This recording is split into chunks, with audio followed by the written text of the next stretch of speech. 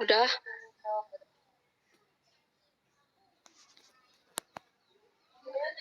Baik, Assalamualaikum warahmatullahi wabarakatuh.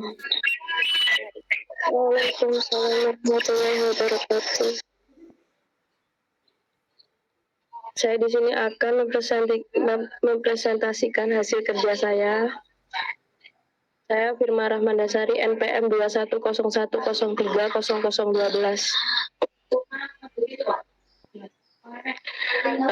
Latar belakang lahirnya PKN di pengurun tinggi ini dipengaruhi negara Indonesia yang sangat luas dari Sabang sampai Merauke.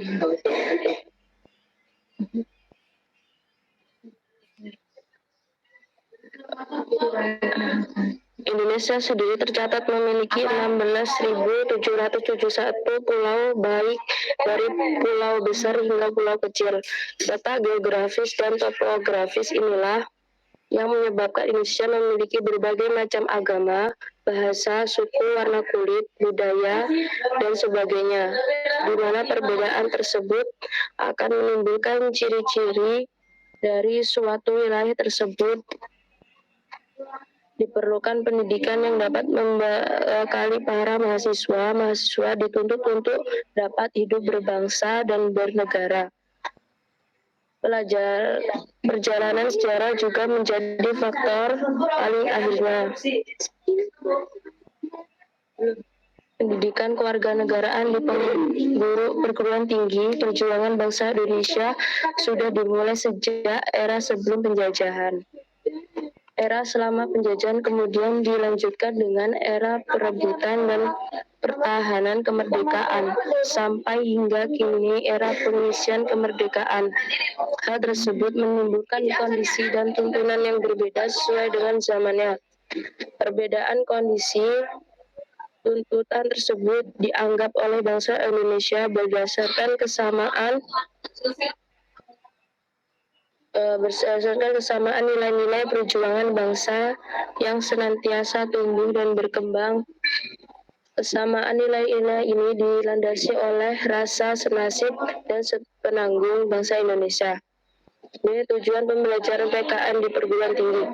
Tujuan pembelajaran PKN di perguruan tinggi secara umum yakni memberikan pengetahuan dan kemampuan dasar kepada mahasiswa mengenai hubungan antara warga negara dengan negara, hubungan antara agar menjadi warga negara yang dapat diandalkan oleh bangsa negara.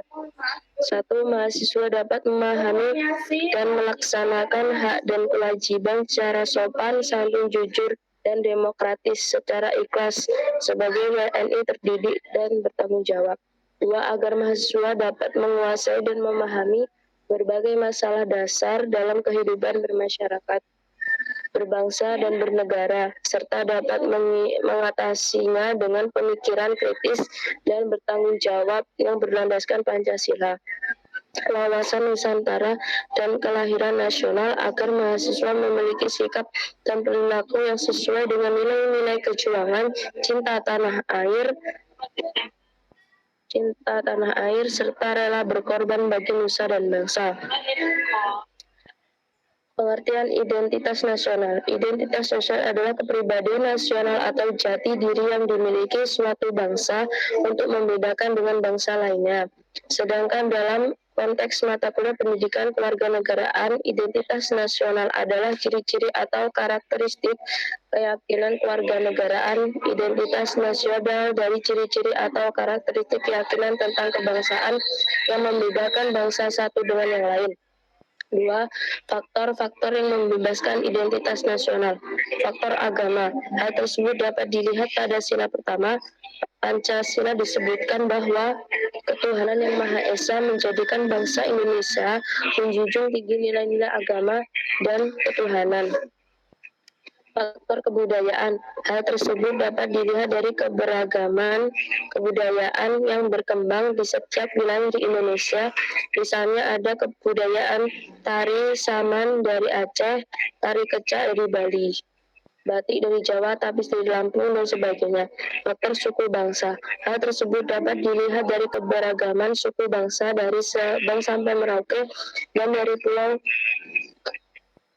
sampai Pulau Rote, misalnya suku Jawa, suku Batak, suku Dayak, suku Sunda, suku Asmat, sebagainya.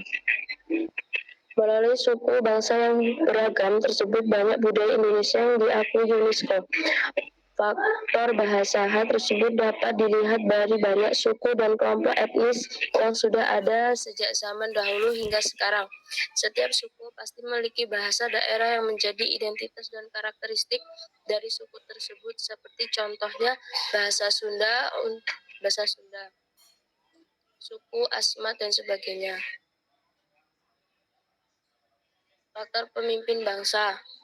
Hal tersebut dapat dilihat dari kepemimpinan dari para tokoh yang dihormati oleh masyarakat, dapat menjadi faktor yang menyatukan bangsa, misalnya Insinyur Soekarno, sang proklamator dan pencetus Pancasila.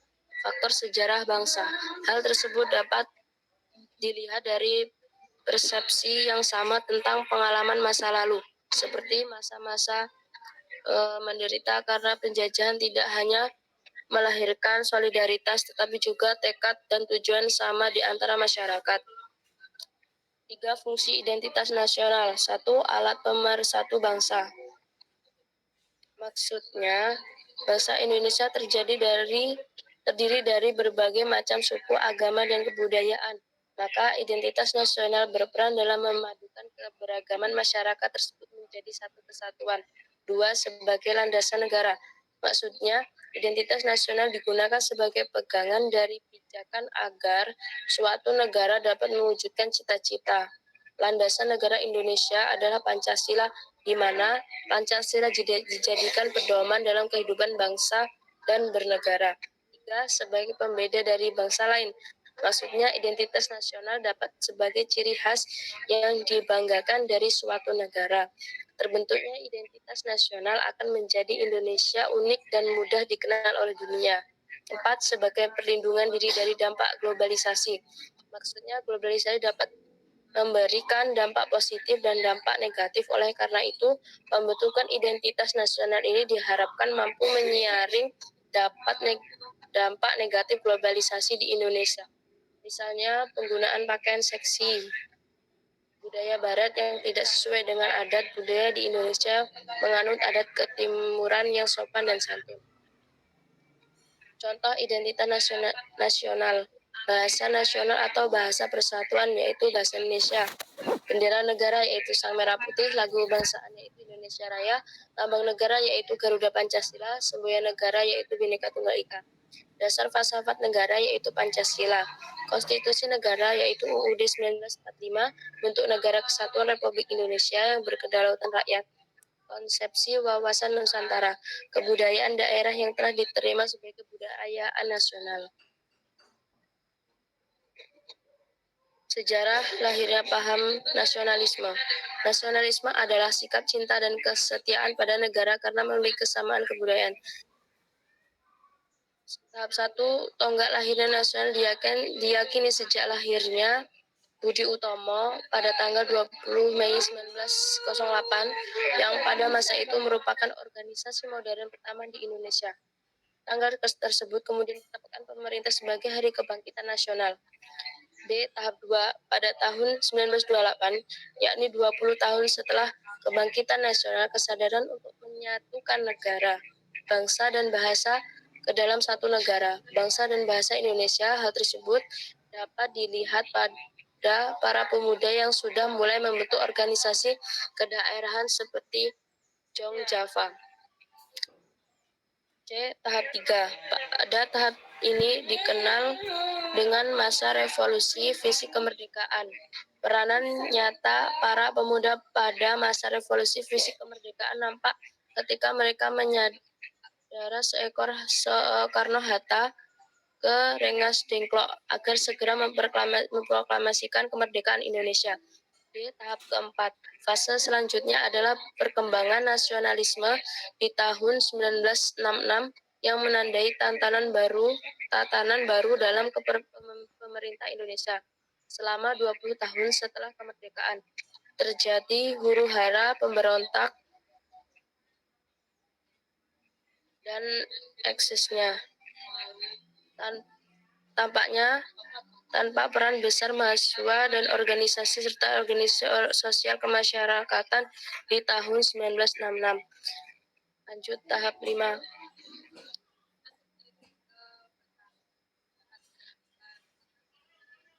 Pergolakan masa Orde Baru melahirkan nasionalisme. Fase tersebut juga sebagai masa reformasi. Sekian presentasi dari saya.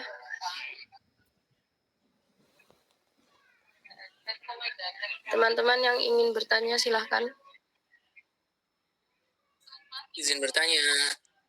Ya, Saudara Effendi. Izin memperkenalkan diri, nama Effendi Yahya, NPM 2101031008.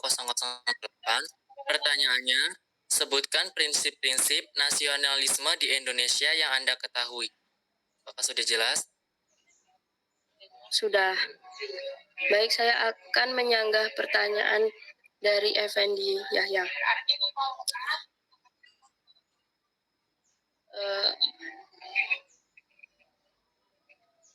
Jadi menjamin kesatuan dan persatuan bangsa. Yang kedua, menjamin kebebasan individu ataupun kelompok. Yang ketiga, menjamin adanya kesamaan bagi setiap individu. Yang keempat, menjamin terwujudnya kepribadian. Yang terakhir, prestasi. Ya, yang disebut prestasi di sini adalah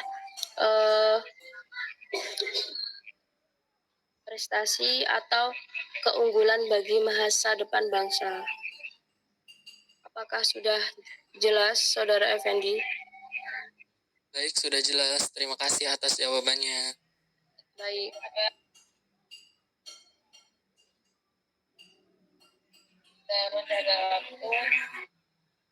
Baik, teman-teman, ada yang bertanya lagi? Izin bertanya. Ya, Mbak Sherly. Izin Silakan. memperkenalkan dulu, nama Sherly Oktaviani, NPM 21011008. Pertanyaannya, menurut Anda sendiri, apa tujuan mempelajari PKN bagi mahasiswa? Apakah sudah jelas, Mbak Firma? Sudah jelas, Mbak Sherly.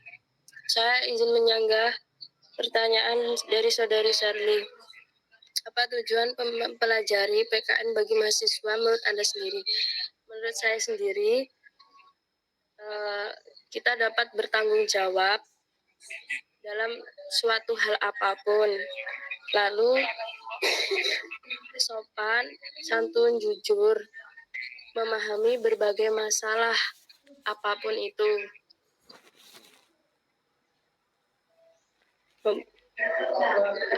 Kita sendiri mempunyai sikap-sikap dan nilai-nilai kejuangan, nilai-nilai perjuangan, lalu cinta tanah air. Apakah sudah jelas, Mbak Sherly? Bu, bisa dipahami. Terima kasih atas jawabannya, Mbak Firma.